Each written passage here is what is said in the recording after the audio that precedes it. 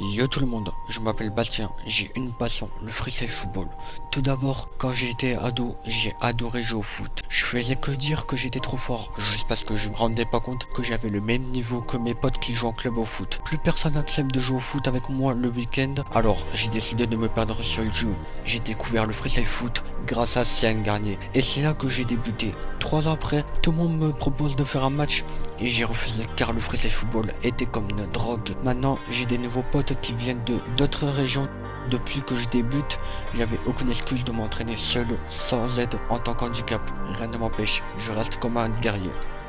Ensuite, en 2019, j'ai participé à un championnat de France qui a lieu à Clichy, à Paris. Et c'est à ce moment-là que je me suis motivé à fond dans le freestyle foot et quelques objectifs importants au freestyle foot. J'ai ensuite rencontré des freestylers que je n'ai jamais rencontrés. On a partagé notre passion et donné des bons conseils.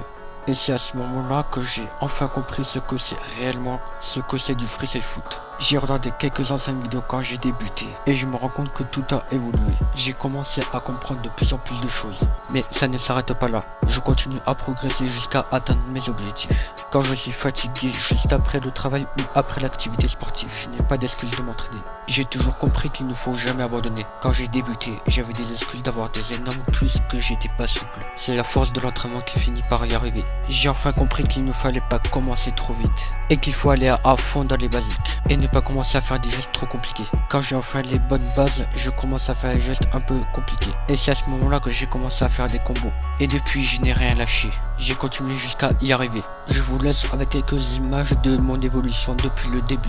Et je vous adresse à ceux qui débutent, n'écoutez pas les jaloux et persévérez. Faites ce que vous avez envie de faire au freestyle foot. Et donne tout et surtout n'abandonne jamais.